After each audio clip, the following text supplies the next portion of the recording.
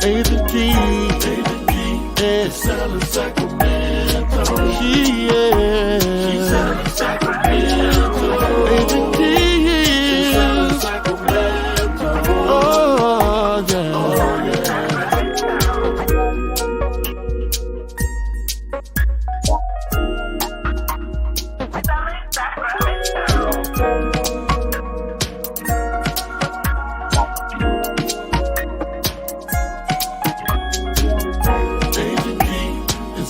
Sacramento, she's selling Sacramento, she's selling Sacramento, oh yeah.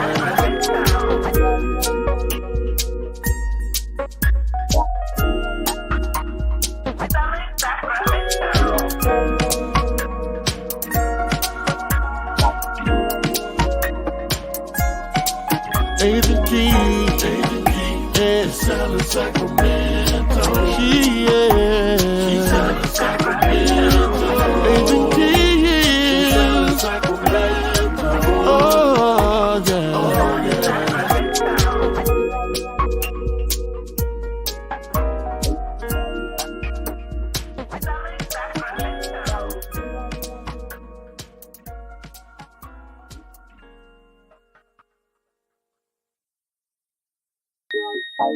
Agent Key, yeah, selling Sacramento. She's selling Sacramento. Agent Key, selling Sacramento. Oh yeah, oh yeah.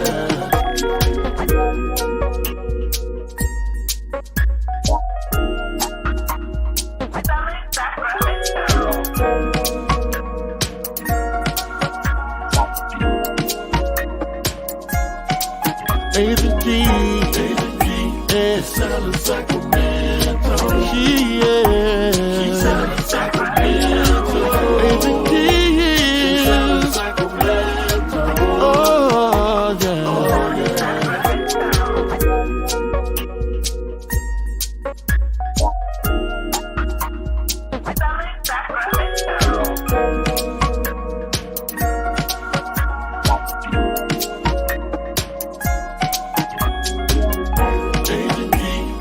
Selling Sacramento, she's selling Sacramento, she's selling Sacramento, oh yeah.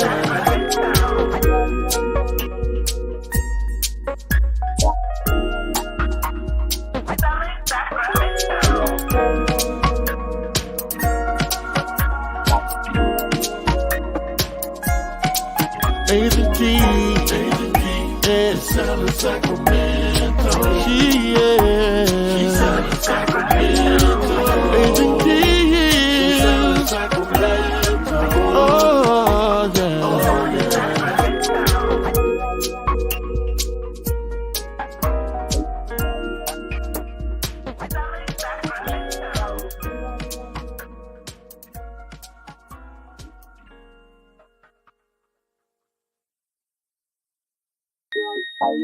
Agent Key, yeah, selling Sacramento. She's selling Sacramento. Agent Key, selling Sacramento. Oh yeah, oh yeah.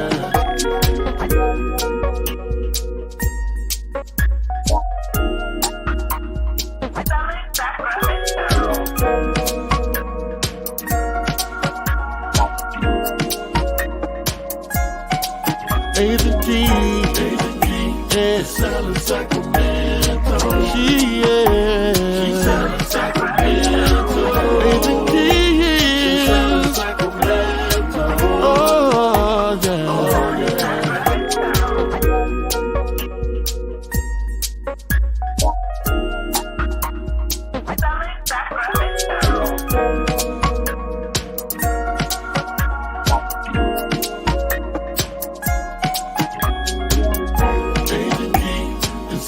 Sacramento,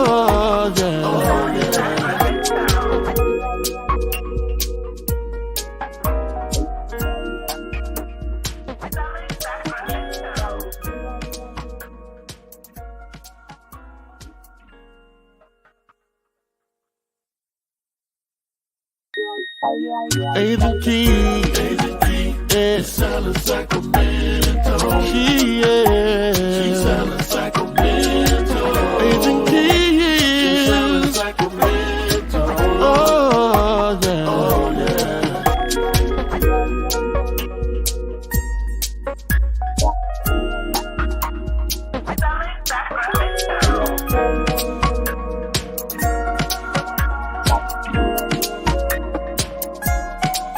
Agent Key, yeah. Selling Sacramento.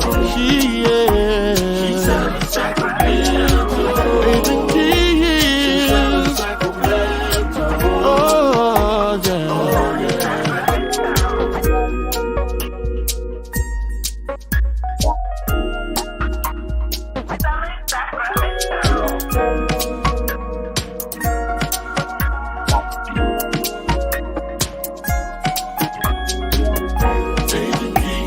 Selling Sacramento. She's selling Sacramento. She's selling Sacramento. Oh yeah.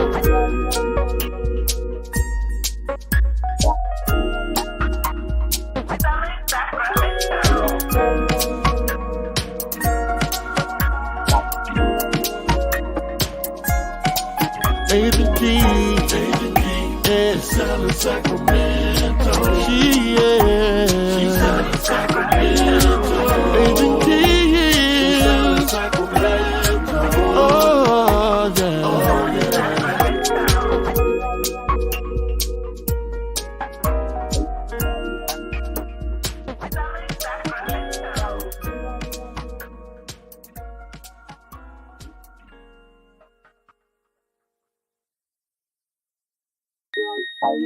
Agent Key, yeah. Selling Sacramento. She's selling Sacramento. Agent Key, selling Sacramento. Oh yeah, oh yeah. I'm too close, and He can hear you. Yeah. Oh, yes. I just want to make sure it didn't drown out your conversation. She's just asking if you can hear her on is her my mic. is my Oh, mic don't worry on? about that. I got you. Okay. Okay. I got you. What I do want you to do, 5 April, seconds. is just say hi right there. Hi. And Hey, everyone. It is Wednesday. You're listening to 97.5 FM KDEE. I am Agent Key, and we are selling Sacramento. On today's show, fair housing. We're going to take a different dive into fair housing and real estate. My guest today actually invited me to speak at a regional realtor, monthly realtor event. It was just last week, right? Correct. It's weekly. Weekly, Every weekly regional realtor meeting in Elk Grove for the Elk Grove region. Yeah. Yes, I did. And my topic was on fair housing. I talked about fair housing, and my escrow officer of maybe 14, 15 years, Melanie Turner at Fidelity National Title, was there. And she said, Keisha, oh my goodness, that was so good. I wish more people had been here. You need to do this at the monthly main. And I thought about it. I said, well, you know what? I think the point she's trying to make is that more people need to hear what it was that I talked about. April Cook is here, ladies and gentlemen. April asked me to speak at the meeting, and she gave me the topic.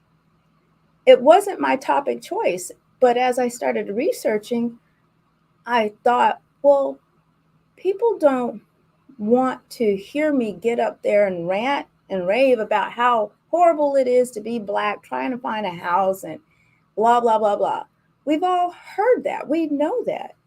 What is it that I could share that would actually compel them to promote change or really see things from a different perspective?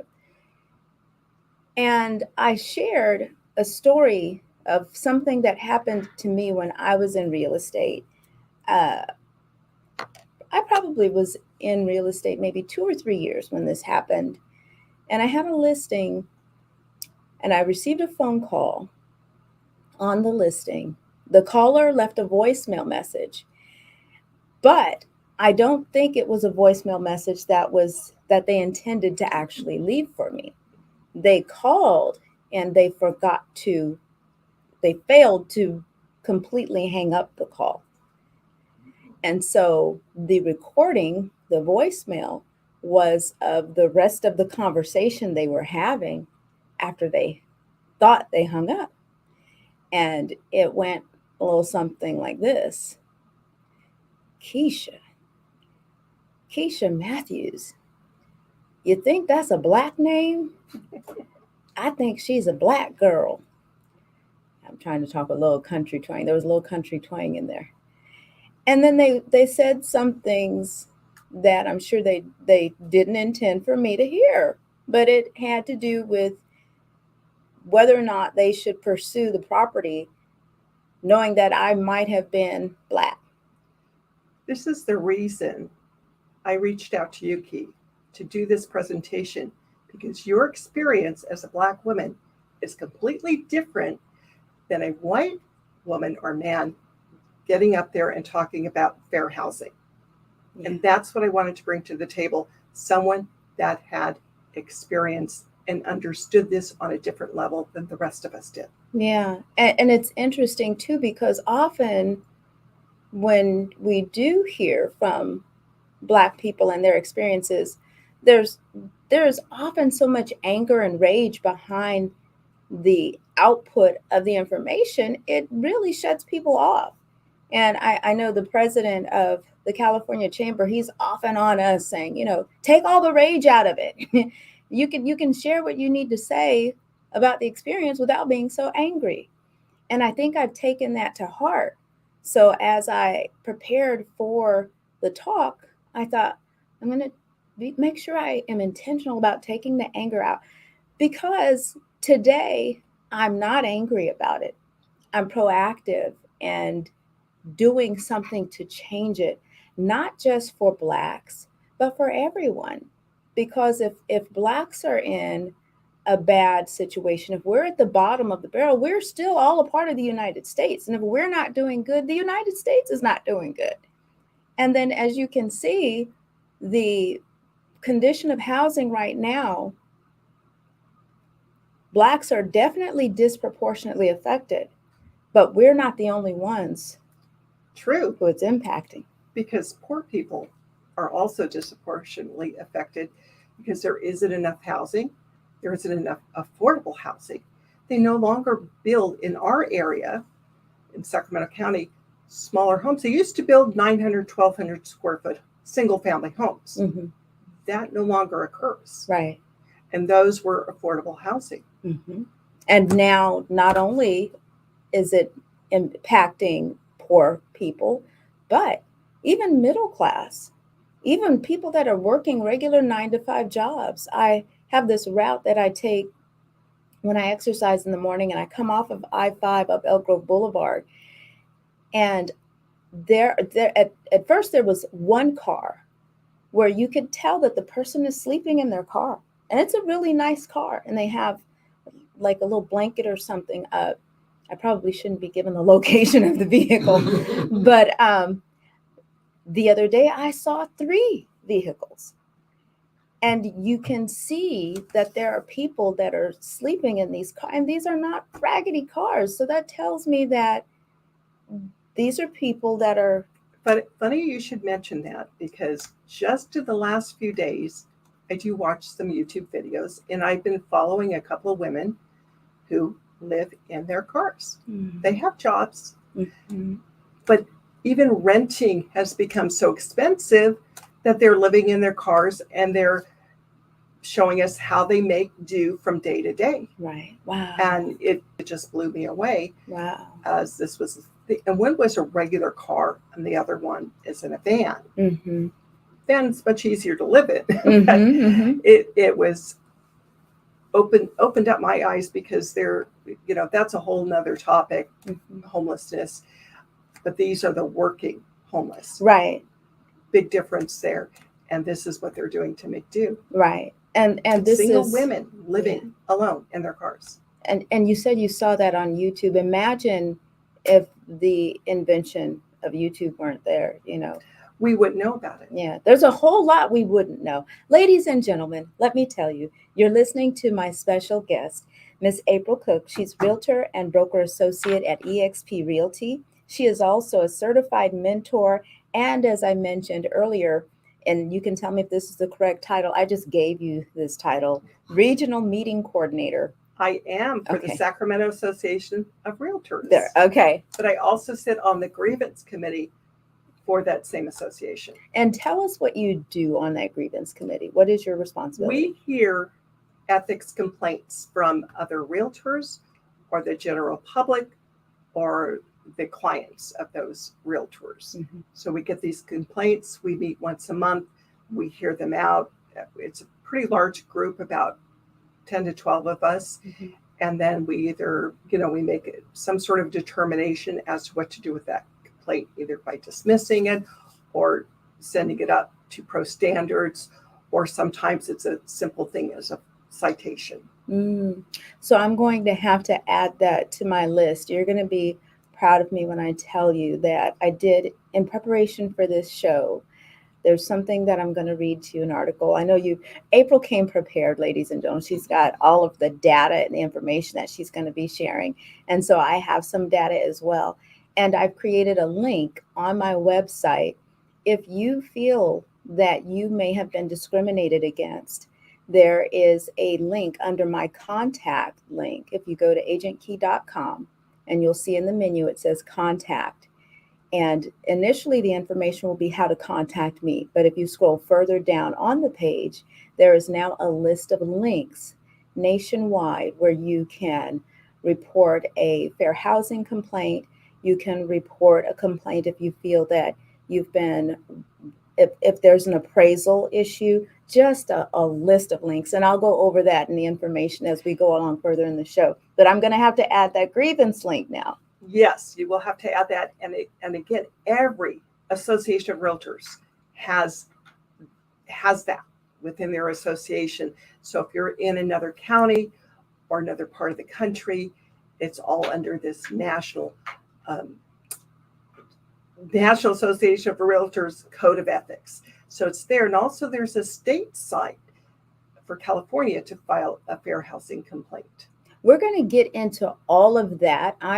There's a lot that I want to talk about on today's show. When we come back from the break, because we're going to take a break, when we come back from the break, I want April to share with you all some little tidbit about her past that if you know her, you may or may not have known this.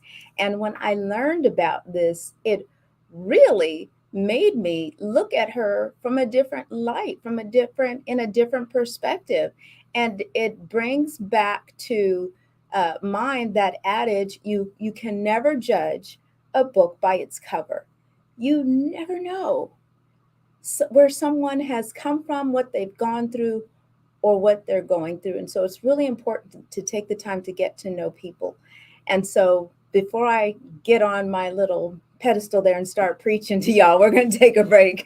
You're listening to 97.5 FM KDEE. I am Agent Key, and we will be right back. What is all of this going on my computer here? Norton, we're going to take you out. Let's go look in the comment section. Okay, ladies and gentlemen, if y'all are watching, let us know you're there. Say something in the chat. How are you doing? Thank you for tuning in today. I have a two-part question. Yes, sir. Is there a difference between anger and passion, and how do you determine it? Yes, absolutely. I think it's often misunderstood. Sometimes if you don't know a person, like just now, probably the way I answered her, she might have thought I was angry about her question, but I wasn't. I was really actually just good. on the move. So you know what? Now you bring up another point, because I've had this conversation before with people when if you, depending on where you grew up, you can perceive something as one thing and it's not. My point. So like we talk about this with Black children in school. because in a lot of Black households, there is a lot of passion that in a white household would be perceived as anger. So I grew up in a Sicilian household. There's Same a whole lot thing. of passion, especially that wooden spoon passion and the hands. So you'll see my hands moving around.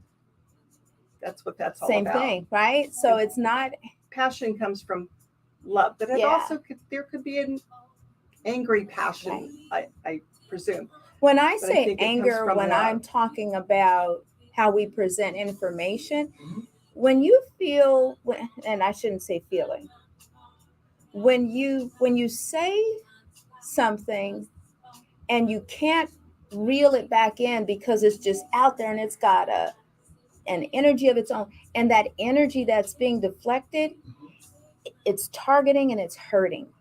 That's anger. I say that too because I've seen it as a way to get out of something. Yeah. You So know? I would think passion would be if I'm saying something and then the person I'm talking to, they're drawn in Yes. and they're like, "Ah, I never knew that." And you're not exhibiting anger. You're like the day at the event, with the talk, when I talked about my experience, and I think there was something else that I said, but somebody was like, I was just being passionate. I've seen entities use that as a way to get out of something when they can't answer something. That's why I asked it to you. I think you can distinguish. Anger hurts. Yeah. Anger hurts. Yeah, but I mean, though, you have people that are so used to deflecting things, Mm-hmm. right? And if I'm really good at it, I can say, see, that's what I want to talk to Keisha, because every time I talk to her, she's mad. Keisha wasn't mad. You asked her something that she was passionate about. It's funny when you say that, because when women speak strongly in real estate and speak matter of factly, it's with aim. Hey everyone, we're back. You're listening to 97.5 FM KDEE. I am Agent Key, and we are talking about fair housing. And specifically, before we went off the air, we were talking about, we were talking about a lot, but I want to go back to the situation where I said I was listening to the voicemail and I heard the callers say something they didn't intend for me to hear. And it just made me think, it made me stop and take a real look at what it was that I was doing. And I gotta say, before that, the sentiment that I had about real estate was that I felt I had to look a certain way and be a certain way and act a certain way and talk a certain way to get a certain group of business. And that was white business. I was thinking that I shared with the group, I used to wear my hair in what I called the Oprah flip. If you saw my little billboards or flyers or whatever back then, it was more like, I think Mary Tyler Moore did it before Oprah, but You need to do it before and after. oh my gosh, the difference. Oprah had the big hair flip, big hair. She did. She had the bouffant thing going on. And so I would wear my hair like that, thinking that I had to make people comfortable. After hearing that conversation, it really made me take a look at what are you doing? Why are you trying to make, and I doubt very seriously if those individuals meant me any harm. I really don't think they did. But sometimes things happen at a time in your life, at a moment that just wake you up in a way you've never been awakened before. And it really did that for me. And I thought, well, are you going to continue going down this road of trying to appease a group of people that don't even like you? That's really what I thought. This is what they're saying behind your back. Why would you want to serve a client base that's talking about you like this? You want to be perceived as this professional and knowledgeable with integrity and honesty. And then you're hearing this and you're thinking, why are they bringing this up? Do they not see who I really am as a realtor, as a professional? I'm trying to make them so comfortable. Why would they say this? So, you start having those, and then you have to step back from the emotion part and separate yourself from the emotion and say, why am I in this industry? What difference can I make? What change can I make? I'm not pursuing Black clients because they're not qualified. The majority are not qualified. They don't have the money. And then it was like I started having a conversation with God. And God was like, well, why don't you help them get the money? Why don't you help get them qualified? And I'm like, me? How? What? But then all it took was me actually digging into, well, why aren't they qualified? Well, why don't we have enough money? Why are our credit scores like that?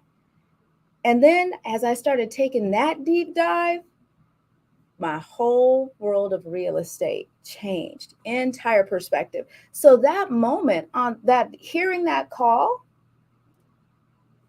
kind of jettisoned me into where I am today, where, it just helped me to see that there's a lot more that you can do in real estate than just help people buy and sell houses, Keisha. You can really make a difference, and you can make a difference for an entire group of people who are being disenfranchised.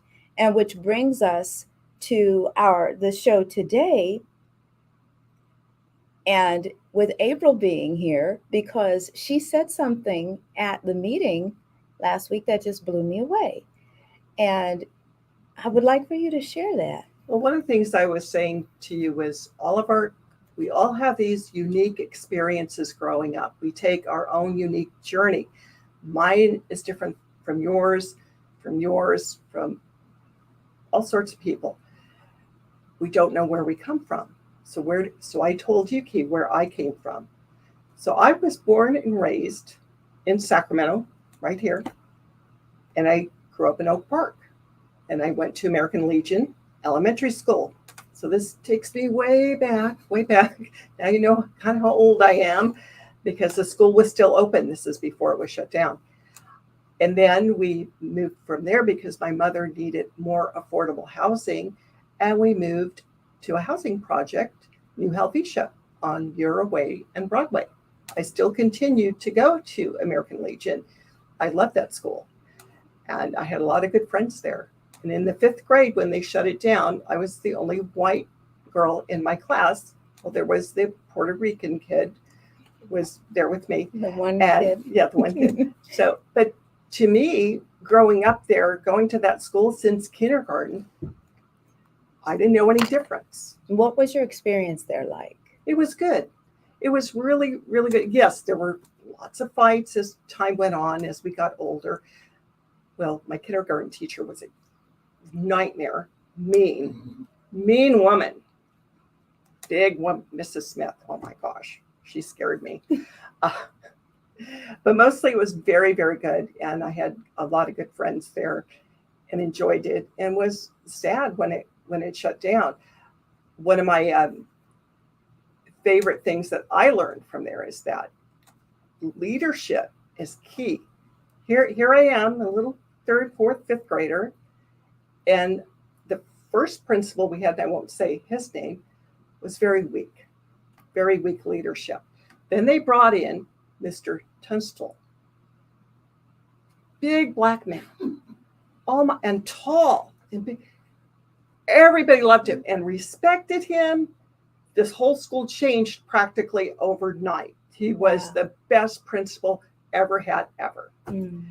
So that, and then they shut it down during the time when there was desegregation, and they just went across the country shutting down neighborhood schools. Based on your experience as a child and your adult experience today, because now being a real estate professional, you're in a profession, would you agree, that is predominantly white Yes. male, or It's flipped. So Is it? there's more women in real estate, and Than this men. started changing in the 80s. Okay. Originally, when it started out, it was dominated by men.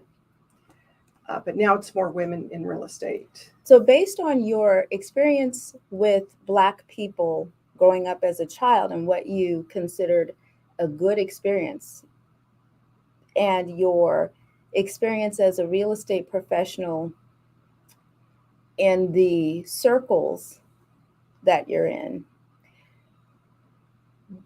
what would you say, or how can I phrase this question?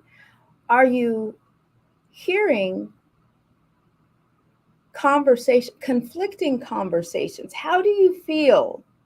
I don't want to ask you, are you? I know you are. How do you feel when you hear conversations that oppose what you know to be true? How I'm does not it make sure. you feel? I'm not sure exactly what you're asking me. You want me to be more Well, specific? one If of you the hear things- someone, I'll be more specific. Okay, yes. If you hear someone in a real estate circle say something that you know is not to be true about Blacks, how do you feel about, based on your experience, saying, with you knowing, say, no, I grew up that's not true. What, you know? Well, one of the things that I have found out about myself through my whole life, usually I'm very shy, grew up shy child, shy early adulthood. It's this real estate business that opened Pulls me it up. out. Mm-hmm. But even then, when push came to shove and I saw something that wasn't right, or I saw somebody being hurt, I spoke up. Oh, good. Okay. Over and over and over again. And sometimes it was simple as on the bus coming home, long bus ride in high school. Someone was getting picked on. I didn't really know the person. I said, why don't you come sit with me? Well, that would really explain why you're sitting here today then, because you do speak up. I speak up. Even in the classrooms in high school, when a teacher was being unfair, I would speak up. So I was never afraid to speak up, even though I was kind of a shy person. Mm-hmm. But I just had that in me to do that. Yeah. And you just said something that's actually in this list of what to do. We talked a little bit about our personal experiences, but I do want to get into some of the solutions.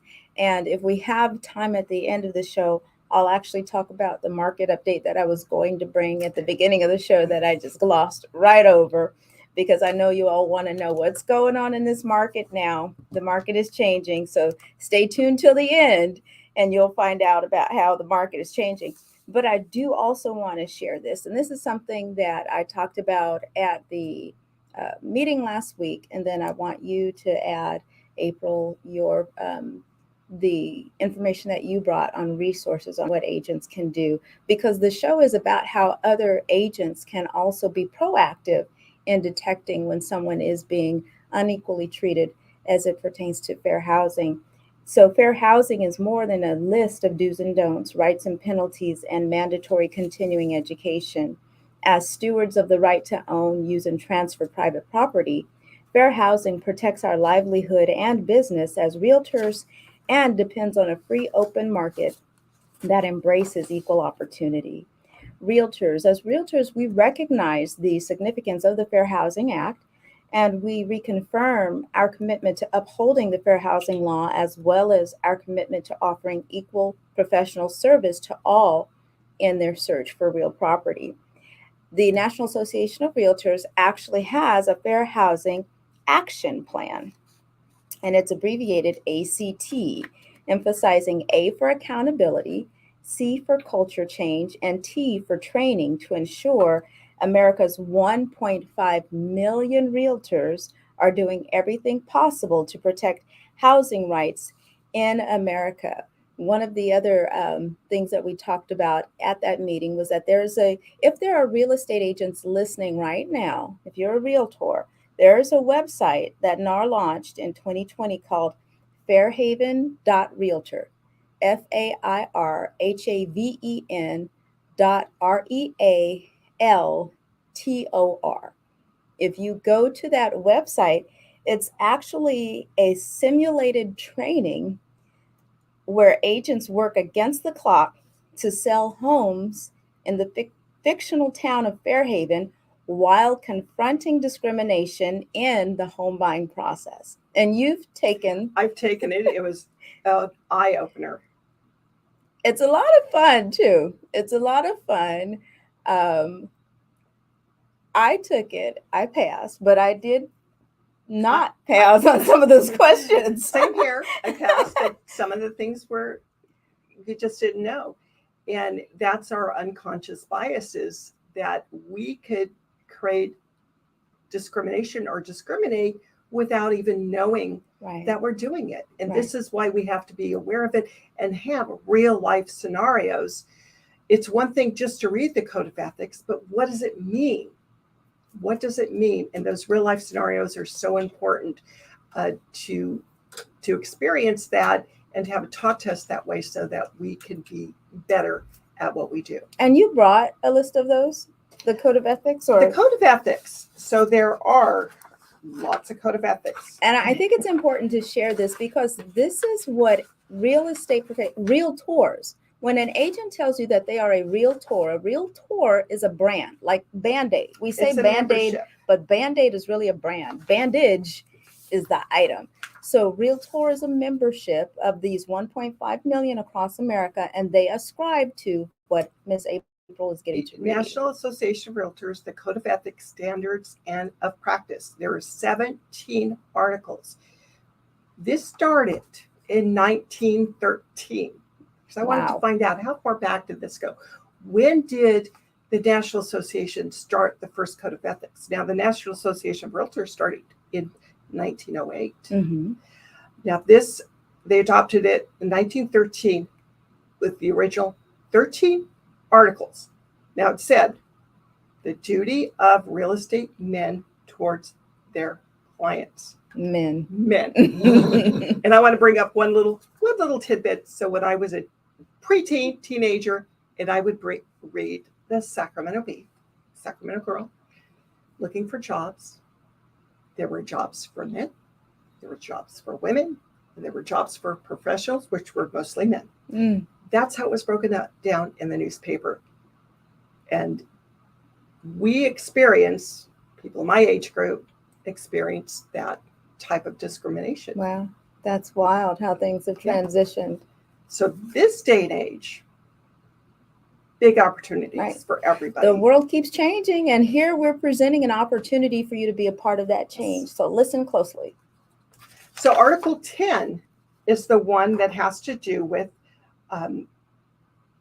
fair housing or discrimination. Realtors shall not deny equal professional services to any person for reasons of race, color, religion, sex, handicap, familial status, national origin, sexual orientation, or gender identity.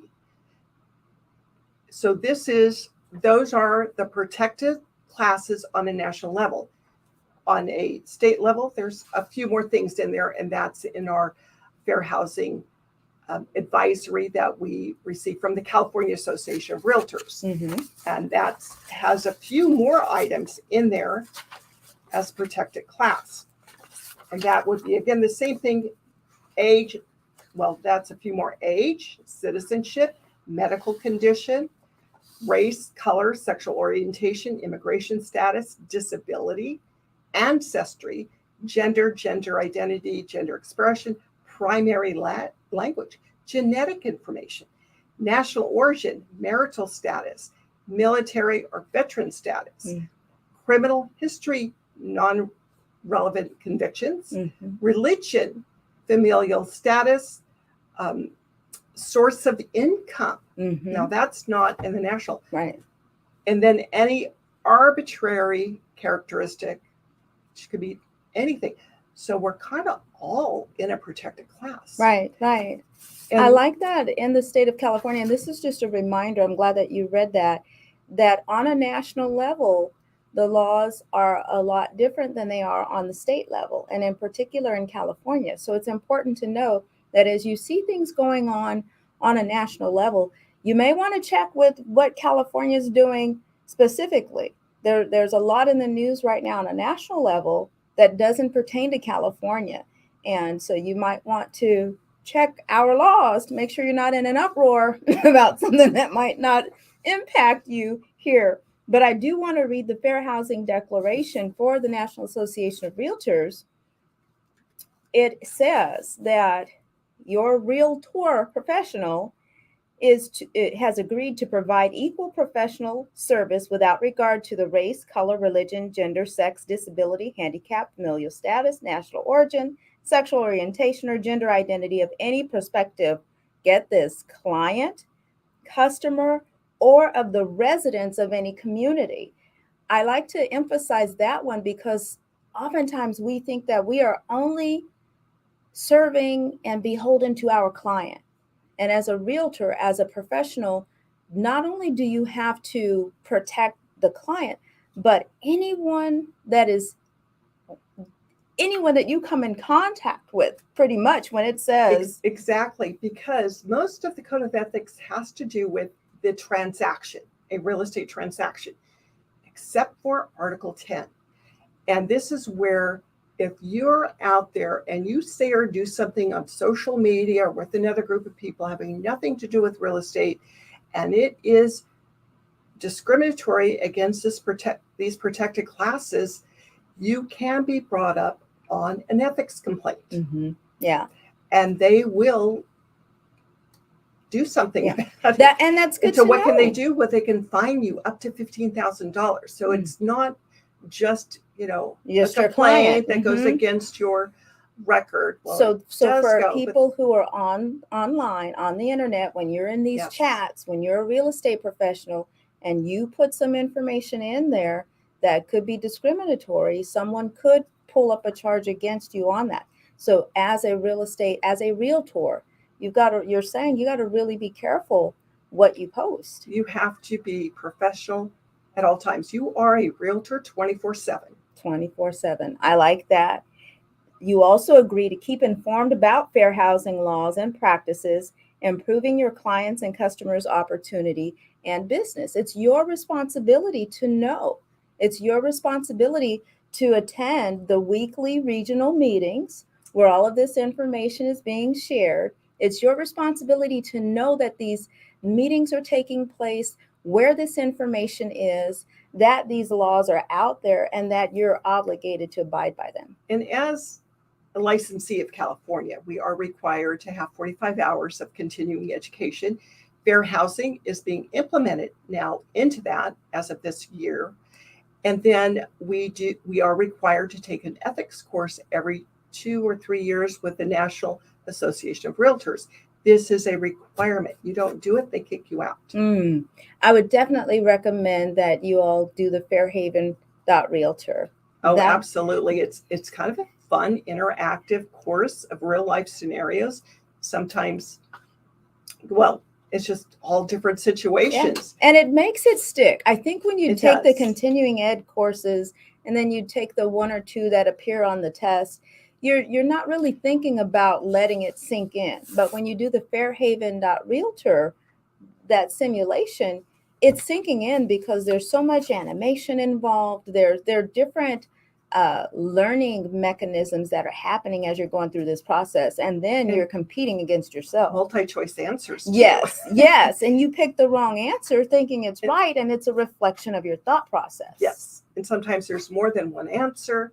And you can't answer too quick because it could be all of the above. Yeah. That's always my issue. Yes. If you're watching right now online and if you've taken the Fairhaven exam, just say something in the chat. Let me see if there are any other agents out there who've done this before. I want to mention something about this Fair Housing Discrimination Advisory. That's part of our California Association of Realtors contracts. So this comes in the residential purchase contract package. It's all part of it.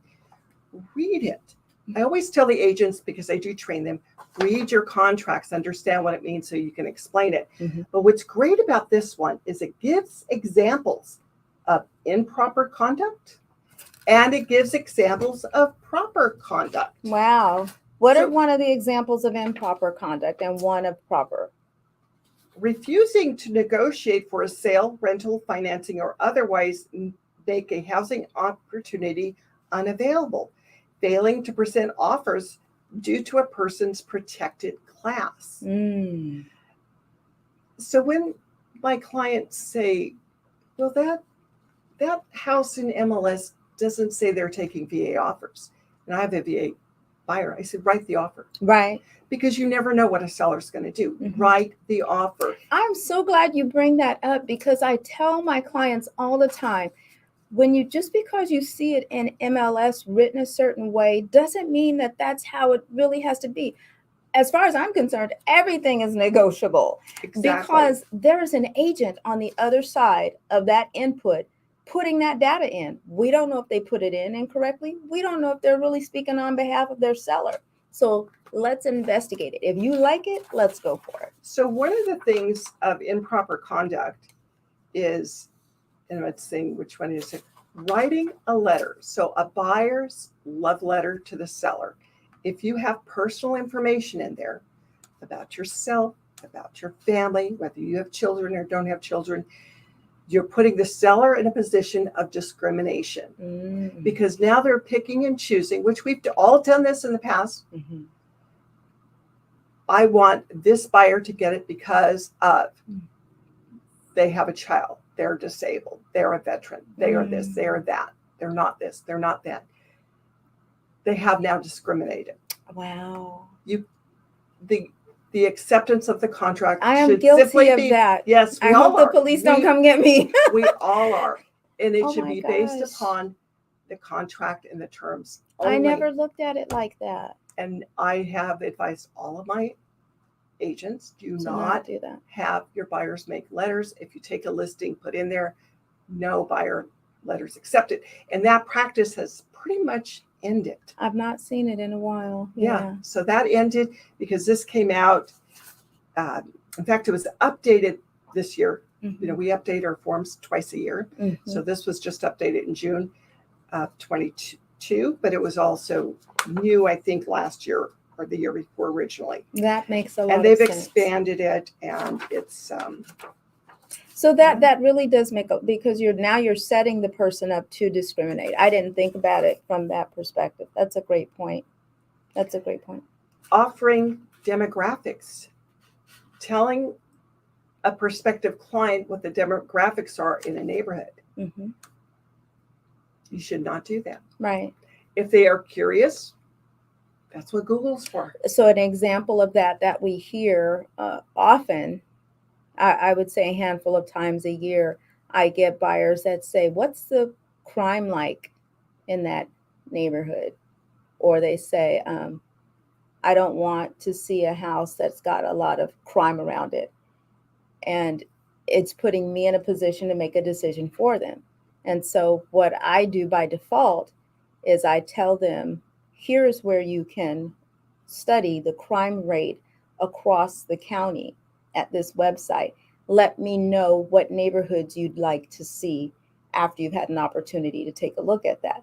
But I don't point to this particular neighborhood, because when you look at a crime rate map, there's crime everywhere. That's true. There's crime everywhere, and we don't know how current that information can be. So I always just point them to the government websites. Realtor.com used to have a crime layer, and they got rid of that a couple of years ago because it could be perceived as discriminatory towards certain neighborhoods. Mm-hmm. And I always tell clients, drive the neighborhoods. Go on the weekends. Yes. Go after hours. See if that is a neighborhood you want to live in. So buyers, if you're listening, agents, if you're listening, she is also offering you options of how to have these conversations and options of what you can do so that you can put yourself in a position to be proactive and not be put in a position where you are practicing unfair housing. So the conversation that you have is point them to the national website if they're interested in crime stats. And what was the second thing that you just said? If they're Well, I can't remember that. No. drive the neighborhood. Yes. And let me know what area do you want to live in. And usually people are kind of all over the place because they're just looking for a certain price range. It's all about the payment right now. Right. And that's all it is. So here's the houses that can get you that payment. Mm-hmm. You let me know, or just take them out. And if they like that house, then they can check it out on the weekends, at night, after hours, and see if, some people want a very active neighborhood. Mhm. Some people want a very quiet neighborhood. And one of the things that I find too Because is that we're not buying the house. We're not selling the house. And I tell my agents that it's not your house. yeah, in certain neighborhoods, if you don't drive the neighborhood, and if you're only basing your knowledge of a neighborhood based on what you heard or some kind of 30-second soundbite on the news that labels an entire region, you could be missing out on the opportunity to be a homeowner in a great neighborhood next to some great people at a great price. You're absolutely right. Absolutely. I wanted to say something about when filing a complaint. And never be afraid to file a complaint. And you can file a complaint in your name. You can also make an anonymous complaint. So you have to actually file against someone. And if it's going to be based on Article 10, that there is some sort of discrimination under fair housing, be as detailed as possible and state the protected class you're in, because we can't tell. And if your name is attached to it, we cannot investigate. So the committee cannot investigate. So I don't know. I just see your name on a piece of paper. I can't tell if it's a Black name or not. I don't know. Unless it's I don't know. Lakeisha Johnson. No, we can't make that assumption. All we can do is these are the facts. And if you cite Article 10, you need to tell us more. You need to say, I am a protected class. This is what I am. Okay. If you leave that out, we have no way of knowing that you are or are not a protected class. We need to know that information and then give as much documentation and as much detail as possible. And I'm assuming that the way to file a grievance, all of the detail that they need to add is somewhere on the website where It's zachrealtor.org. Okay. I'm not sure what that link What the link is there. But if they reach out to Key, if you reach out to Key, yes, we'll get that to you, and you can file online now and upload these documents.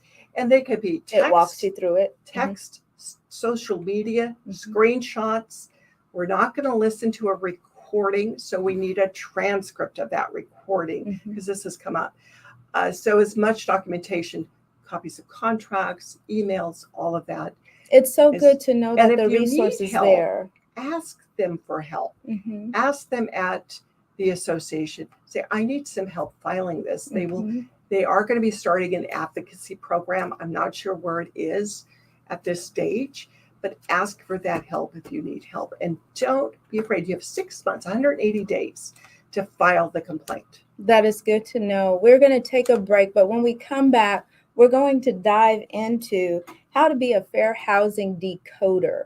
So we've been talking about the Fair Housing Act, talked about our personal experiences, given you a list of the protected classes, given you some resources on how you can file, who you can reach out to.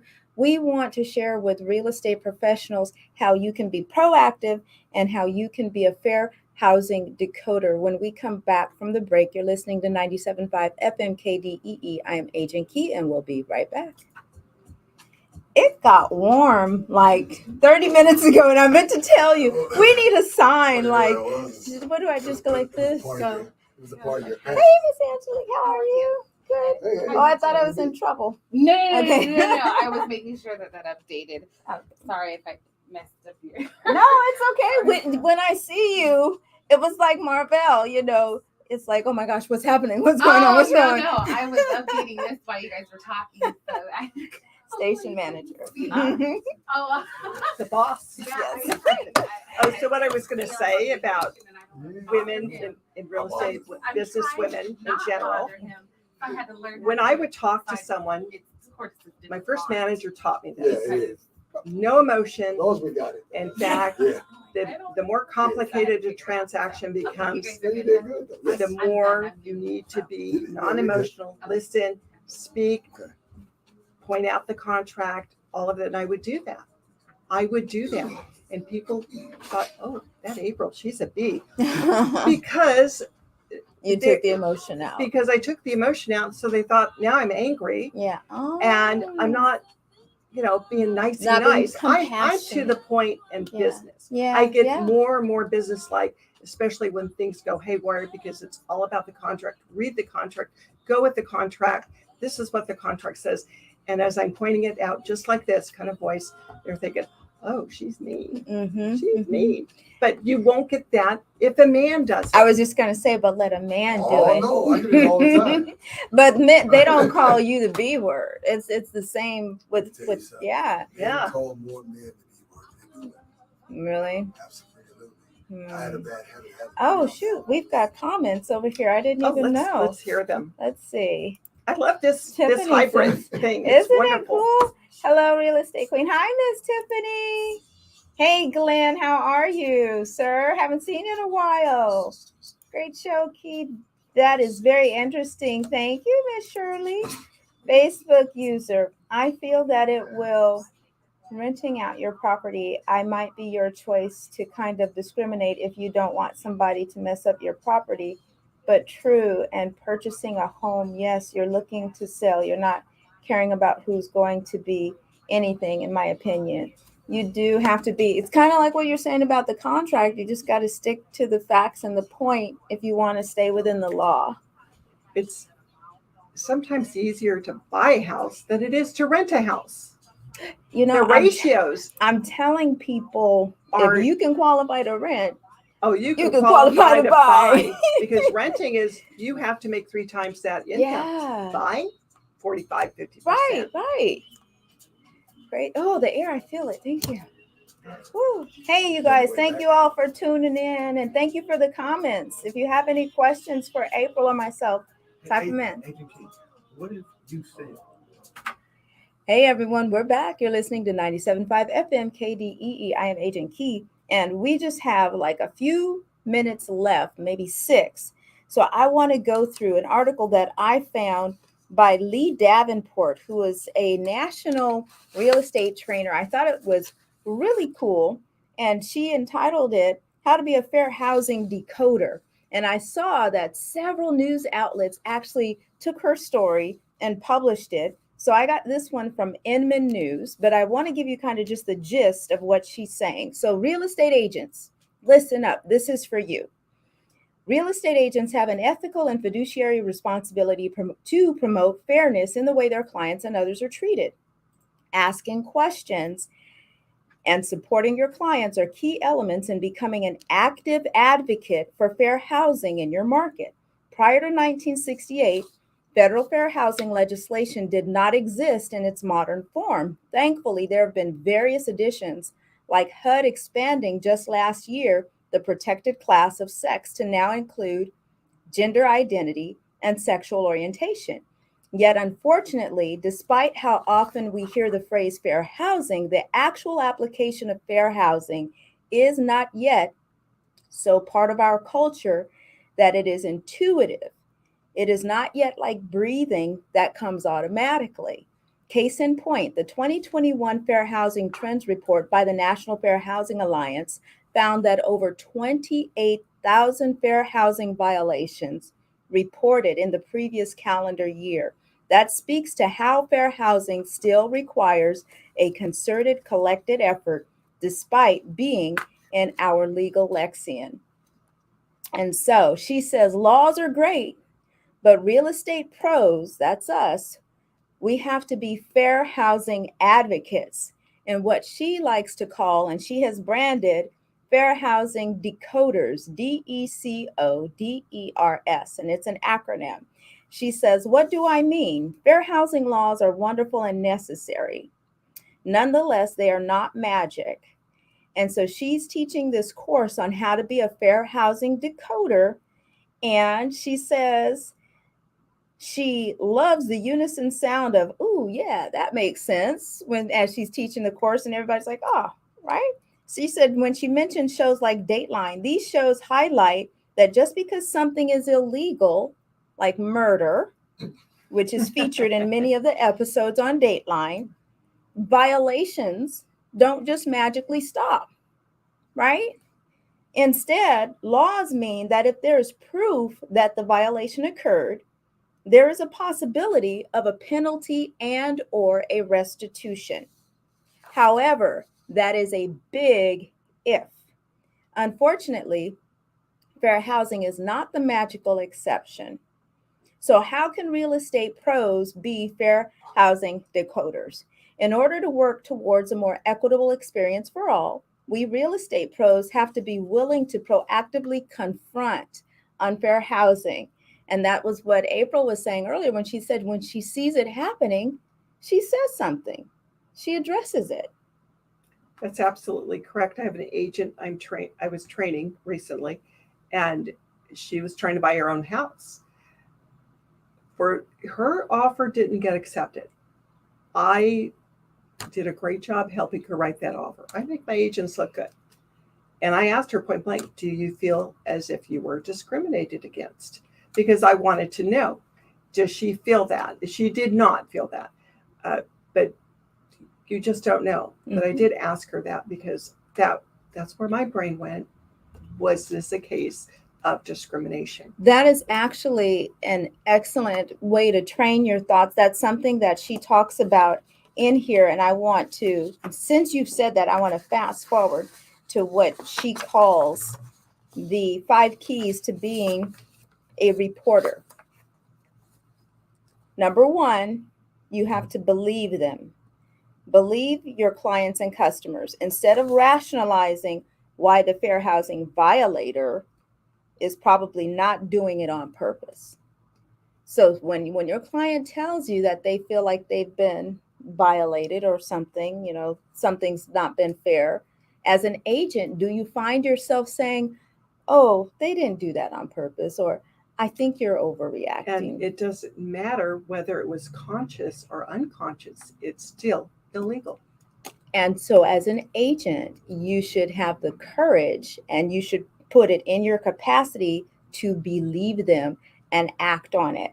Number 2 is help them. Help them by challenging. Let's see. Oh, shoot. My printer. I hate it when that happens. My printer cut the thing off. Oh, y'all, whatever. So number 2 is help them. Number 3 is go with them. I'm going to see if I can find the rest of it. 5 keys to being a reporter. I'm going to have to look it up. But the point that I wanted to make here is that as agents, we have to be proactive when someone believes that they have been violated. We have to take the steps necessary to help them to walk it out with them, that they can seek restitution or that they can be restored or that whatever has happened to them can be investigated. When you ask your client, do you feel like you've been, what was the exact What was question? the agent Oh, herself? when you because asked she was representing herself in this Okay. purchase. And I said, do you feel that there was discrimination in this case? I just point Now, blank what if she after. had said yes? What was your Then next step? I would say we need to file a complaint and I'm going to help you. And then what would your next step be? I would have to recuse myself from the complaint because I can't hear something that I helped put together or from my own office. But I would have helped her submit that To the grievance to committee? the grievance committee Okay. because there is still time to submit, and you can submit to the Department of Real Estate at the same time and to the California and the state and the national federal All at level. the same time. When you do those things, and especially the Department of Real Estate, then the grievance committee may hold it in abeyance until that's completed. The time does not run out on it. The important thing is to file, and don't hesitate to file. So here are a few powerful questions we can ask ourselves, other real estate pros, home sellers, home buyers, landowners, and anyone else involved in the process. Why don't I work in that neighborhood? Why was he, she, they turned down? What do you mean by that? How does this serve the LGBTQIA community? Would you like to file a report? Unfortunately, a simple question like, would you like to file a report, is often not asked, nor are steps given to help frustrated clients do what they need to do.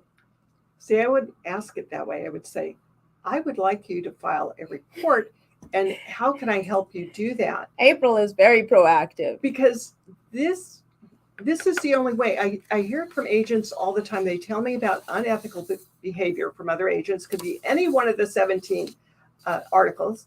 You say, you need to file a report.